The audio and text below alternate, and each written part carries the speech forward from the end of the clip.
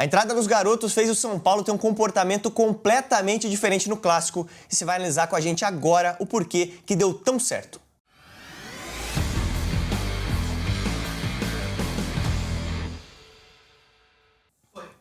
Fôlego novo com a entrada da molecada que deu um panorama completamente diferente, um estilo de jogo diferente também para o São Paulo, que venceu o Santos por 2-1, alivia um pouco a pressão em cima do Zubeldia e agora a gente traz a análise para você do porquê que deu tão certo, porquê que o São Paulo foi tão melhor que o Santos. Tô aqui com o William Borges, que acompanhou a partida, sabe tudo do Clássico Sansão e vai explicar pra gente por que deu tão certo, William Borges. A entrada da molecada que muita gente estava olhando com certa desconfiança, mas deu muito certo, né? Uma vitória com autoridade. São Paulo mudou completamente a característica de jogo.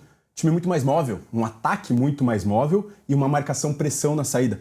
Talvez por conta de não contar com seus medalhões, que não tem essa capacidade física de marcação-pressão, de recompor até o final. Então os garotos deram uma mobilidade melhor. Além disso, também teve Ferreira e André Silva, que não são garotos, mas também trazem mais mobilidade. Ferreira vem de uma fase muito boa e o André Silva, com a lesão recente do Caleri, tende a ser o titular. Depois que o Neto, desculpa, até fazer uma brincadeira, depois que o Neto falou que ia aparecer de tanguinha no programa, o Ferreira desandou a fazer gol. E eu acho que vai, hein? E eu acho que vai, hein? Zubeldia escalou Lucas Ferreira pela direita, um ponta agressivo. Ele tem uma marcação muito alta, perna comprida, então é muito difícil do lateral do Santos. Foi marcá-lo, né? Acompanhar também. Acompanhar e também sair jogando. O principal ponto que eu acredito. O principal ponto do São Paulo, principalmente no primeiro tempo, que teve essa marcação-pressão mais profunda, Lucas Ferreira roubou muita bola pelo setor do campo dele. E a gente até brincou, né? Que ele parece um pouco o Luiz Henrique, que jogava no Botafogo, né? Estilo, assim, dele, o perfil dele. Canhoto, passada larga, canhoto, um jogador com postura. De fato, um menino muito promissor, né? Exatamente. Gostei muito do futebol dele. Já tinha visto pouco, mas com mais minutagem, muito interessante. Matheus Alves e Lucas Ferreira, inclusive, nunca tinham iniciado uma partida juntos no profissional. Primeira vez. Já jogaram juntos, segundo tempo contra o Cruzeiro inteiro, mas não tinham iniciado uma partida. Então, a primeira amostra foi muito interessante. E a gente vai acompanhar a análise aqui em vídeo, mas antes disso eu quero falar para você que está acompanhando esse conteúdo, se inscrever no nosso canal, cara. A gente está chegando em 14 mil inscritos, queremos ultrapassar essa marca aí e contar com seu apoio também. Então, a análise do jeito que você vai acompanhar agora aqui no nosso canal, é só a gente que faz, né, William Borges? Exatamente. Então, se inscreve, dá essa moral pra gente, que é uma forma de retribuir também um carinho ao nosso trabalho aqui também, que é feito com muita dedicação. Compartilha. Faz tudo que você tem direito. Compartilha com todo mundo pra galera conhecer o porquê que o São Paulo venceu esse jogo, conhecer o nosso trabalho também, né, William? Exatamente. Vamos embora, então? Do São Paulo, já vamos começar nos lances, mas o São Paulo se mostrou num 4-2-3-1, com Lucas Ferreira pela direita, Matheus Alves centralizado, Ferreira pela esquerda e André Silva de camisa 9. E eu vou mostrar um pouquinho dessa mobilidade e marcação na pressão na saída de bola, para mostrar que foi a tônica do jogo. Já no começo do jogo, o primeiro gol do São Paulo, mostrando uma marcação agressiva no campo do Santos, onde tem muito jogador de São Paulo, rouba a bola e, aliado à marcação-pressão, tem essa transição rápida, com poucos toques. São Paulo rouba a bola e já busca o ataque. Você vê como o Ferreira se apresenta bem, né, cara?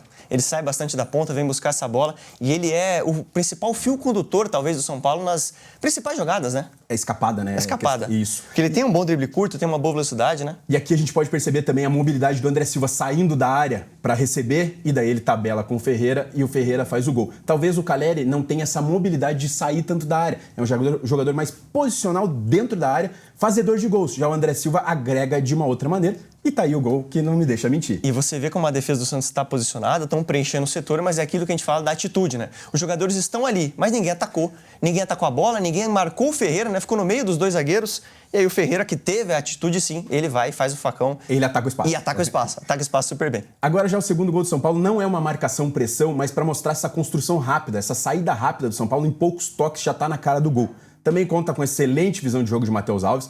Pô, e como ele acelera bem, né? Ele recebe a bola no pé e faz uma condução muito boa. Ele recebeu no meio de campo e de repente ele já estava perto da área. E daí ele dá um passe genial para André Silva no ponto futuro. André Silva lê bem a jogada também e faz o gol. Tem muito mérito o André Silva e essa bola é difícil pro zagueiro, cara. É aquela bola que o atacante está nas costas, o passe vem na diagonal, é muito complicado. Tem um mérito muito grande do ataque, né? A questão não é nem o zagueiro que está marcando o André Silva, e sim o espaço que o Matheus Alves tem para construir a jogada. Esse que era o problema principal da jogada.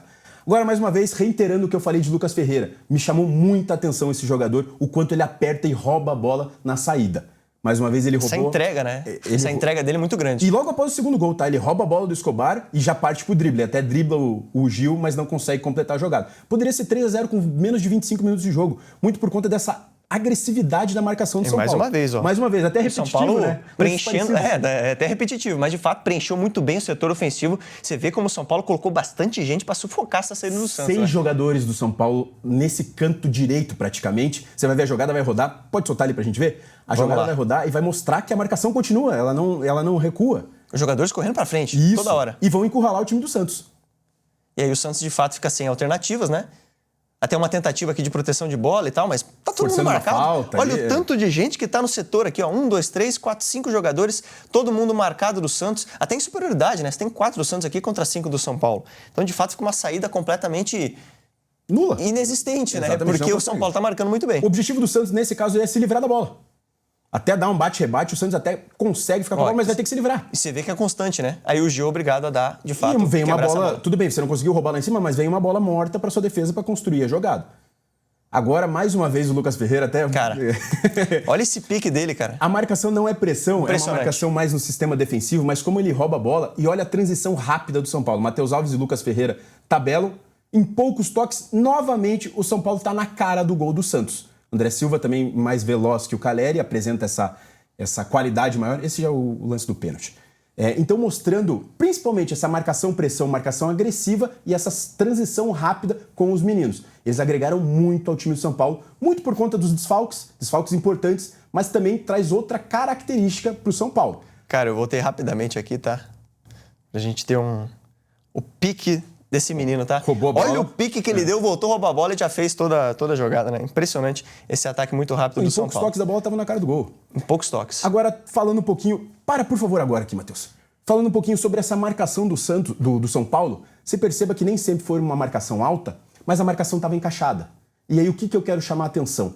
A tua marcação pode estar encaixada, mas se você tem um erro individual, se alguém descuida, gera um problema. Foi o que aconteceu no lance do pênalti do Santos. O Enzo Dias deu uma descuidada, você vê que ele dá uma... Pode soltar. Ele tá olhando pra bola, na verdade, Isso, né? Daí ele dá uma descuidada e ele toma a bola nas costas, daí ele corre pra tentar marcar e acaba... Ele já corre meio no desespero, né? Ele já sai atrasado, daí já coloca o braço ali. Pênaltis meio atrapalhados, mas de fato ele descuidou na marcação e daí teve que correr atrás e daí acabou correndo. Você vê uma questão de fração de segundo, né? O jogador tá nas costas, o jogador vai bem, faz o facão e aí ele acaba dando essa dormida. E daí complica o jogo, né? Porque daí o Santos faz um golzinho e traz outra tônica pro segundo tempo. Naturalmente a marcação-pressão ia diminuir um pouco, porque você não consegue fazer 90 minutos de marcação-pressão, os jogadores cansam, o time muda. Então, esse lance virou um pouquinho mais chavinha pro segundo tempo. E o primeiro tempo que poderia ter sido um 3-0, como a gente falou, de repente virou um 2-1. Isso, e aí o Santos tá totalmente no jogo. Santos que tem qualidade no time, né?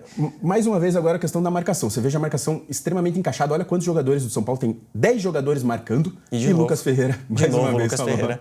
Cara, o trabalho sem bola dele é tão impressionante quanto a parte com bola dele, tá? E daí a transição rápida, né? A jogada até não vai nada, né? Mas olha como o São Paulo traz rápido. Poucos toques, né? Já consegue sair da marcação. Não fica se enrolando muito com ela, tenta uma jogada mais objetiva. Não vai dar em nada no final das contas, mas mostrando isso. Essa marcação-pressão / transição rápida. Agora, voltando no erro do passe. Voltar um pouquinho pra gente ver o erro do passe ali, né? Novamente falando sobre as falhas individuais que geram... o André Silva, ele erra o passe e daí a defesa do São Paulo tá completamente aberta. E é o momento que o time tá saindo ali, né? Recuperou a bola, vai sair, daí ele erra o passe. As poucas chances que o Santos teve na partida foi por questões individuais, como o pênalti que o Enzo Dias dá uma vacilada, esse erro de passe do André Silva, pode continuar jogado, que daí gera uma boa situação de gol, né? O Guilherme parte pra cima da defesa e quase faz o gol.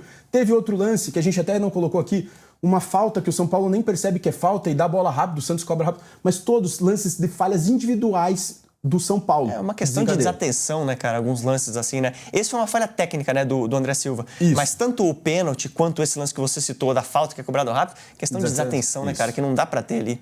Agora a gente vai falar do último lance do jogo, que é a primeira falha coletiva do São Paulo, de fato coletiva. O Zubeldia, na minha opinião, errou em recuar muito o São Paulo. Ele tira os meninos, até inteiro os meninos estavam cansados por conta dessa marcação-pressão, mas ele coloca Ferrarese e coloca Bobadilha. Ele recuou completamente o time e, naturalmente, o Santos também ia sair mais. César Sampaio viu isso na transmissão, inclusive apareceu ele falando que o Tassiano tinha que estar na área. O Tassiano estava proibido de sair da área. Por quê? Porque o Santos certo ele, né? Porque o Tassiano cabeceia bem Ele também, tem uma boa presença de área, né? Ele não é centroavante, mas ele tem uma boa presença de área. E daí o Santos se manda pro ataque, o São Paulo baixa completamente suas linhas, muito por conta de características de jogadores e também da imposição de final de jogo do Santos buscando o resultado. O São Paulo tá com 8 jogadores na imagem aqui, né? Tá chamando, né? Obviamente é difícil, Santos. Final de jogo, você conseguir empurrar o adversário pra longe, mas eu acho Dá pra entender, mas talvez tenha chamado demais, né? Exatamente. E daí o Santos ergue essa bola, o Tassiano cabeceia muito bem. O Roleiser, né, que faz esse cruzamento, Isso. ele bate bem na bola, Bate bem na bola e o Cassiano... O Tassiano cabeceia também muito bem, ataca bem, cabeceia bem. E aí a defesa do Rafael também. E o Rafael salvou a Que lavoura espetáculo, no final do jogo. E assim, ia sair muito amargo esse empate, principalmente por conta do primeiro tempo que o São Paulo fez. O jogo poderia ter dado 2-2 nesse lance, né? Completamente, uma baita defesa do Rafael. E ia sair muito amargo, muito por conta do que o São Paulo apresentou. O Santos não conseguiu apresentar nem um pouco do que o São Paulo apresentou. Então, se arranja esse empate no final, ia ficar muito bom pro que foi o jogo. Mas basicamente, Will, pra gente passar a régua aqui no vídeo, deu muito certo pro São Paulo Muito essa certo. oxigenada. Quero ver agora com o Lucas voltando. Oscar. O Caleri tá muito fora, né? Vai Caleri ficar tá fora do ano. completamente do Oscar ano, né? volta. Mas o Oscar voltando. Como é que vai ser o encaixe desse time, cara? Com Olha. esses meninos aí pedindo passagem, né? É, porque assim, os três que jogaram ontem, né, de meio atacante, estão pedindo passagem. Tanto Ferreira na esquerda, Lucas na direita, Lucas Ferreira, né? E o Matheus. E o Matheus Alves por dentro. Lucas e Oscar são titulares. Mas como é que você vai fazer esse encaixe? E você não vai conseguir jogar dessa forma. Então fica uma dúvida interessante para o Zubeldia. Mas, assim, já mostrou uma coisa muito positiva que tem peças e tem repertório também. Saldo positivo até porque são jogadores que vão desfalcar o São Paulo durante o ano, que não tem essa capacidade física. Então você sabe que você tem peça de reposição dentro do teu próprio elenco. Isso é muito interessante. Fechou então, William Borges? Fechou. Mais alguma coisa pra gente encerrar o vídeo? A famosa dúvida boa, né? A famosa dúvida boa. São Paulo que sai com boas notícias do Clássico, então. Venceu o Santos, precisava dessa vitória, né? São Paulo que teve alguns momentos conturbados nessa temporada e agora consegue uma vitória muito boa, mesmo com desfalque aí de grandes jogadores, mostrando que a molecada tem muito talento sim. Esse vídeo aqui é um oferecimento da Prometrics, do Centro de Inteligência do Futebol. Se você gostou, deixa o seu like, compartilha com a galera, se inscreve no nosso canal para dar uma moral pra gente e compartilha aí com todo mundo que você conhece para ver essa análise detalhada e para você mostrar que o São Paulo tem sim molecada muito boa lá em Cotia. Grande abraço e até o próximo vídeo.